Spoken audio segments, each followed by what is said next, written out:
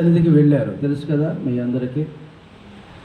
దేవుని సన్నిధికి వెళ్ళినప్పుడు ఇతరులో మొదటి వాడు ఏ విధంగా ప్రార్థించాడో, రెండవ వాడు ఏ విధంగా ప్రార్థించాడో, మీనే ద్వారం వద్ద నిలబడి ఏమని ప్రార్థిస్తున్నాడు కూడా, నేను అర్హుణ్ణి కాను, నేను పాపిని, ఈ పాపిని క్షమించు. మనం చేసినటువంటి ఈ దివ్య పూజ బలి అంతా కూడా మొత్తం బైబిల్ ఆధారితమే, బైబిల్లో ఉన్నదే.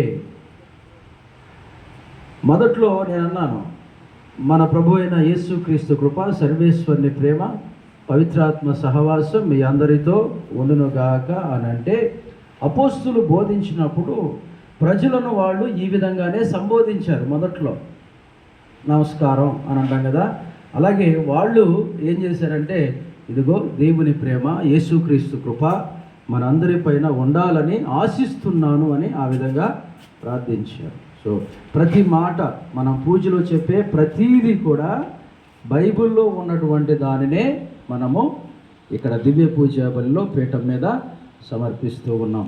కాబట్టి ఇక్కడ కూడా ఇప్పుడు మనం చేయవలసింది ఏంటంటే, అదిగో వీళ్ళిద్దరిలో దేవుని అనుగ్రహాన్ని పొందిన వారు ఎవరు?